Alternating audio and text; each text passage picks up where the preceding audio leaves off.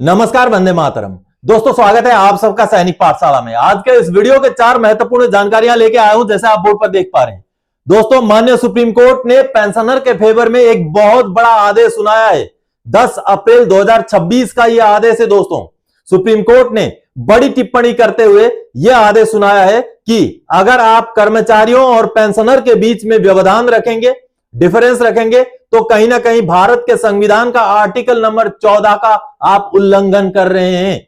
ऐसी कड़ी टिप्पणी सरकार के ऊपर करते हुए माननीय सुप्रीम कोर्ट ने पेंशनर को एक न्याय देने का काम किया है, जो कि आने वाले समय में भी बेहद अहम आदेश माना जाएगा। दोस्तों, चलिए आगे माननीय सुप्रीम कोर्ट का इस आदेश का कॉपी दिखा करके आपको समझाऊंगा कि कैसे यह पेंशनर की बड़ी जीत है। इसके साथ ही साथ दोस्तों, 60% डीए की घोषणा को लेकर के अब सरकार के ऊपर चौतरफा दबाव बनाने की कोशिश की जा रही है।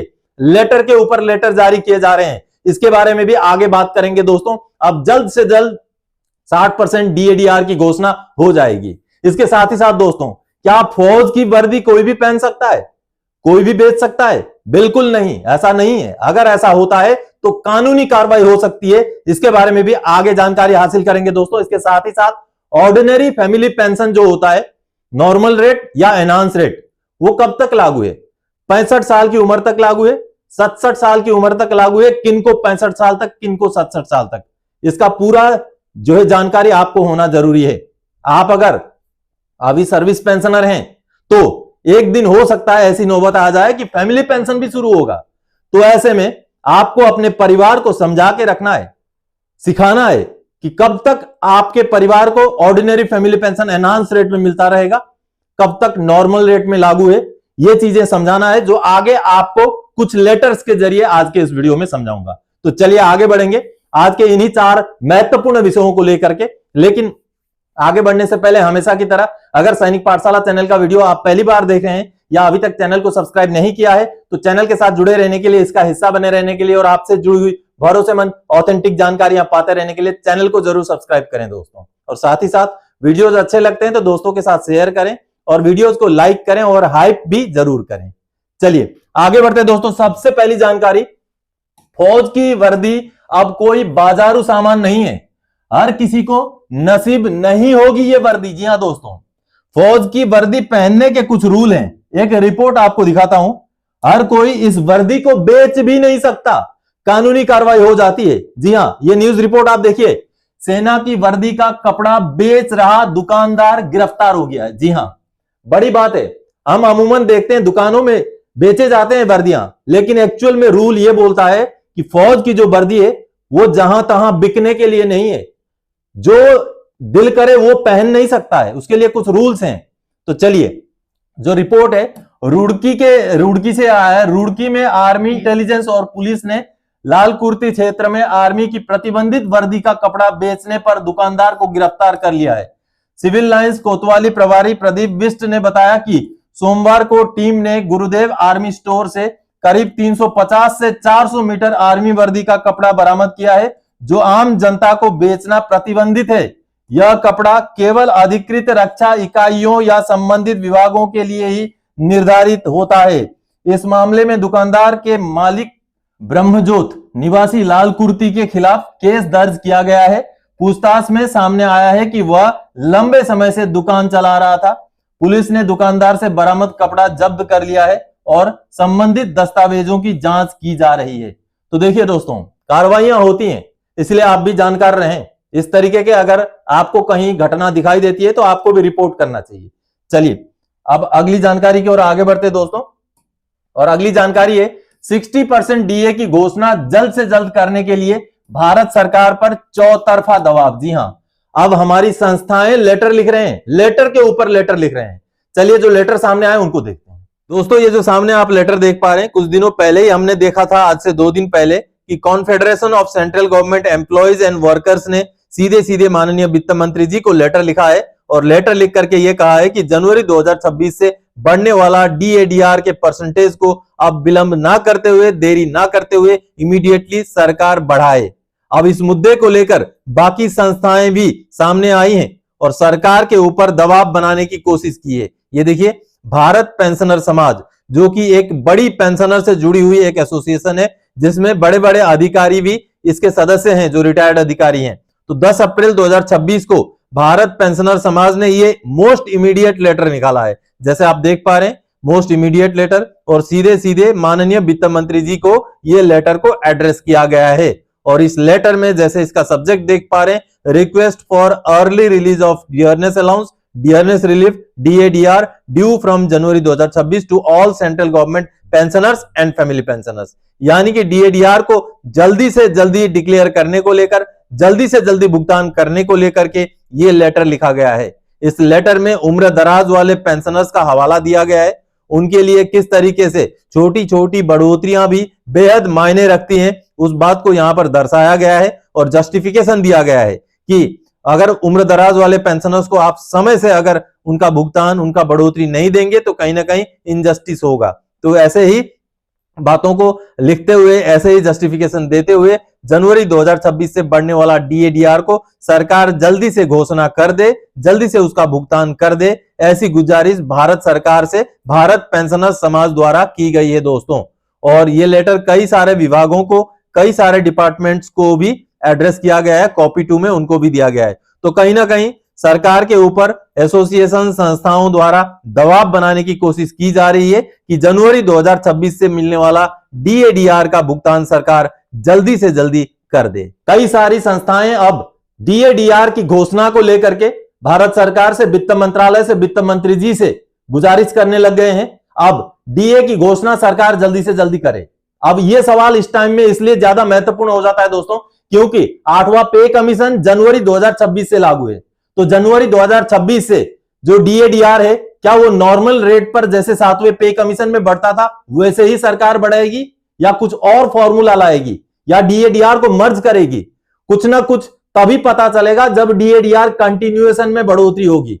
अगर भारत सरकार कंटिन्यू DA को उसी हिसाब से बढ़ाती है तो पता चलेगा कि भारत सरकार मर्ज नहीं करेगी। लेकिन अगर कुछ इस बीच में होने वाला है और उसी वजह से अगर डिले हो रहा है तो कहीं ना कहीं ये बड़ी बात है। इसलिए कर्मचारी संस्थाएं, पेंशनर संस्थाएं जल्दी से जल्दी DA को डिक्लेयर करने के लिए भारत सरकार से गुजारिश कर रहे हैं दोस्तों। चलिए अगली जानकारी दोस्तों, 100% फैमिली पेंशन 65 साल तक या 67 साल तक, क्या कहता है रूल? जी हां दोस्तों, पेंशनर की मृत्यु हो जाने के बाद जो फैमिली पेंशन शुरू होता है वो होता है ऑर्डिनरी फैमिली पेंशन, जिसके 2 प्रकार होते हैं। एक होता है ordinary family pension enhance rate, दूसरा होता है ordinary family pension normal rate.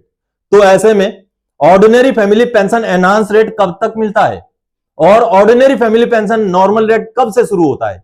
क्योंकि ordinary family pension enhance rate में जितना पेंशन आपको मिलता है फैमिली पेंशन में, उससे ordinary family pension normal rate में उसका 60% मिलता है, यानी कि पेंशन धड़ाम से नीचे डाउन हो जाता है। तो ऐसे में वो एनहांस रेट कितने साल तक लागू है ये जानना आपके लिए बेहद जरूरी है। तो इसको लेकर के कुछ कॉरेस्पॉन्डेंस हैं, कुछ लेटर हैं, वो आपको दिखाना चाहूंगा। चलिए देखते हैं दोस्तों। ये लेटर 10 अप्रैल 2026 को SBI ने पेंशनर को एड्रेस किया है। पेंशनर ने जब ये शिकायत की कि उनको केवल 65 साल की उम्र, जिन पेंशनर की मृत्यु हुई है उनकी उम्र 65 साल तक होने तक ही एनहांस रेट में ऑर्डिनरी फैमिली पेंशन दिया गया, जबकि 67 साल तक दिया जाना चाहिए था, ऐसा उन्होंने शिकायत किया था। तो उस शिकायत के जवाब में यह लेटर भेजा गया है, जिसमें क्या कहा गया है देखिए। आपकी शिकायत के संदर्भ में लेख है कि सर्विस पेंशनर दिनांक 30 नवंबर 1988 को सेवानिवृत्त हुए थे, अतः आपको एनहांस रेट से पारिवारिक पेंशन सर्विस पेंशनर की आयु 65 वर्ष तक ही लागू है एवं जिसका भुगतान आपको किया गया है। PCDA परिपत्र 630 के अनुसार जो सर्विस पेंशनर दिनांक 30 मई 1998 के को अथवा उसके बाद सेवानिवृत्त हुए सर्विस पेंशनर के पारिवारिक पेंशनर को एनहांस रेट से पारिवारिक पेंशन सर्विस पेंशनर की आयु 67 वर्ष तक लागू है, यानी कि उसके बाद 1998 के बाद वालों को 67 वर्ष तक लागू है, उससे पहले वालों को जो है 65 वर्ष तक ही लागू है। इस तरीके से जो है जवाब दिया गया है SBI की तरफ से। अब इसको लेकर के भारत सरकार का क्या रूल है वो मैं आपको एक लेटर के जरिए दिखाना चाहूंगा। दोस्तों ये जो सामने आप लेटर देख पा रहे हैं 18 मार्च 1999 का लेटर है, मिनिस्ट्री ऑफ डिफेंस का लेटर है।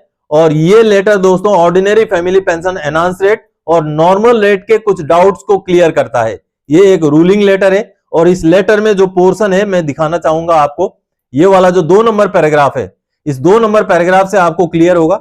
सबसे पहले तो यहां एक लेटर का जिक्र किया गया है जो कि 13 मई 1998 का लेटर। ये देखिए, इस लेटर का जिक्र करते हुए आगे बोला गया है, in pursuance of this decision of the government and in view of the recommendations of the 5th central pay commission, the government of India in partial modification of existing rules had decided that the payment of ordinary family pension at enhanced rate will be payable for 7 years or till the armed forces personnel pensioner would have attained the age of 67 years against the existing provision of 65 years। यानी कि ये clear होता है 13 मई 1998 का letter की वजह से कि इस डेट के बाद जितने भी रिटायर हुए हैं उनका एनहांस रेट में ऑर्डिनरी फैमिली पेंशन को 67 साल तक लागू किया जाएगा, जो इस डेट तक 65 साल था। यानी कि कहने का मतलब है 13 मई 1998 के पहले के जितने रिटायरी हैं उनका फैमिली पेंशन जो एनहांस रेट में मिलेगा वो उनकी उम्र 65 साल होने तक, या तो मृत्यु के बाद 7 साल तक, और उसके बाद जो रिटायर हुए हैं उनके लिए उम्र का लिमिट 67 साल तक या तो 7 साल होने तक। जो भी कंडीशन पहले पूरा हो जाता है उसी कंडीशन में एनहांस रेट से ordinary family pension normal rate में कन्वर्ट हो जाएगा, जो कि एनहांस रेट का 60% होता है नॉर्मल रेट। तो इस लेटर से यही चीज क्लियर होता है दोस्तों कि मई 1998 का कट ऑफ डेट है, उस डेट से पहले के रिटायरीज के लिए 65 साल, बाद के रिटायरीज के लिए 67 साल। तो इस रूल को मद्देनजर रखते हुए ही अपना केस टेकअप कीजिएगा। अहम जानकारी है, आपके लिए भी जानकार रहना जरूरी है। यह जानकारी आप अपने परिवार के साथ भी शेयर करें। आने वाले समय में जो भी फैमिली पेंशनर के हकदार होंगे उनके साथ भी यह जानकारी जरूर शेयर करें। चलिए अब आगे बढ़ते हैं अगली जानकारी की ओर। पेंशनर्स की बड़ी जीत, डीआर के भुगतान को लेकर के सुप्रीम कोर्ट ने दिया बड़ा फैसला। पेंशनर से अन्याय नहीं कर सकते, वो भी बराबर के हकदार हैं। ऑनरेबल सुप्रीम कोर्ट, जी हां, माननीय सुप्रीम कोर्ट ने डीएडीआर के भुगतान को लेकर के चले एक केस में बड़ा फैसला दिया है 10 अप्रैल 2026 को।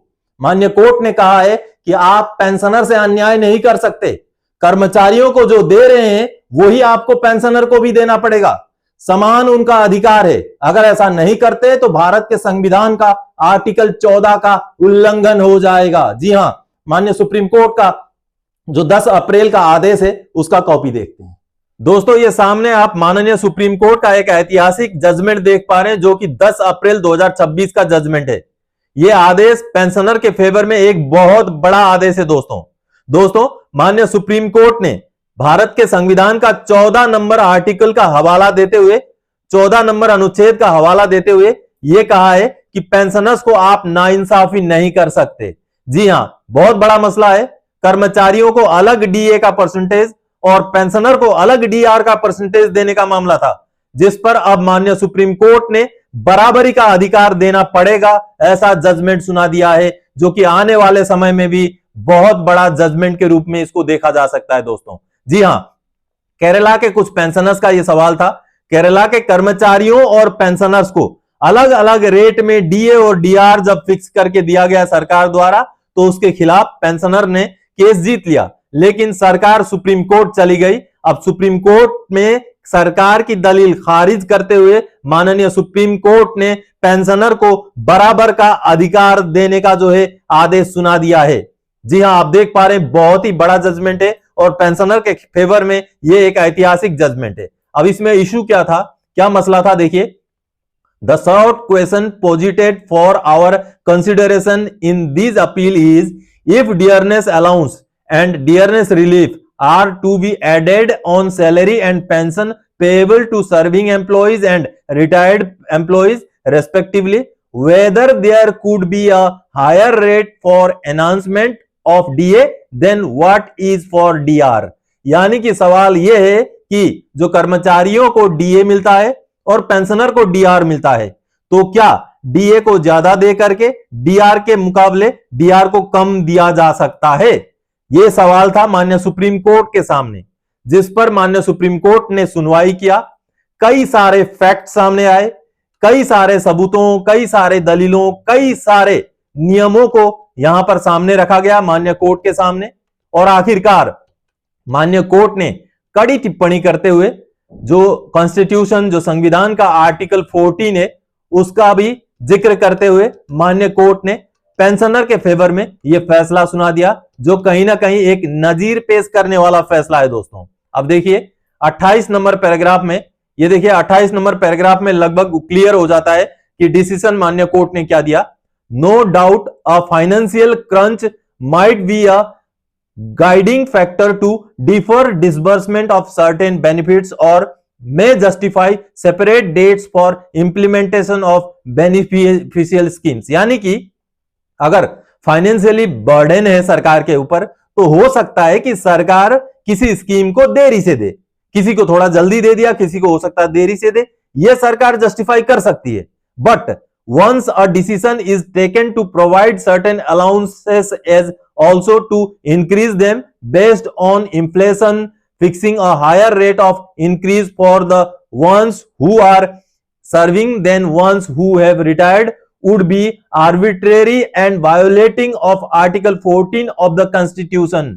यानी कि एक बार जब फैसला ले लिया गया, कोई अलाउंस अगर जो इन्फ्लेशन के बेस पर, महंगाई के बेस पर बढ़ोतरी होना है और उसको कर्मचारियों के लिए, सर्विंग के लिए अलग से देना और रिटायर्ड के लिए अलग से देना, कहीं ना कहीं भारत के संविधान का 14 नंबर आर्टिकल का उल्लंघन है। यह माननीय सुप्रीम कोर्ट ने साफ साफ कहा है। और आगे कहा है the question posited above is answered accordingly. इसलिए हम ऊपर वाले सवाल का जवाब इसी तरीके से देते हैं। As a result we do not find any merit in these appeals, the same are accordingly dismissed. बहुत बड़ा यह आदेश है जो आने वाले समय में भी अगर ऐसी कंडीशन, ऐसी परिस्थितियां आ जाएं, तो कहीं ना कहीं नजीर के तौर पर इस आदेश को, एग्जाम्पल के तौर पर इस आदेश को कोट किया जा सकता है, जो भारत के संविधान के बेस पर आदेश दिया गया है। तो दोस्तों, आज के इस वीडियो में इन्हीं 4 जानकारियों को लेकर आया था। आने वाले समय में और कोई जानकारीदायक, आपसे सरोकार रखने वाला विषय लेके मैं फिर से हाजिर हो जाऊंगा। तब तक के लिए जय हिंद दोस्तों।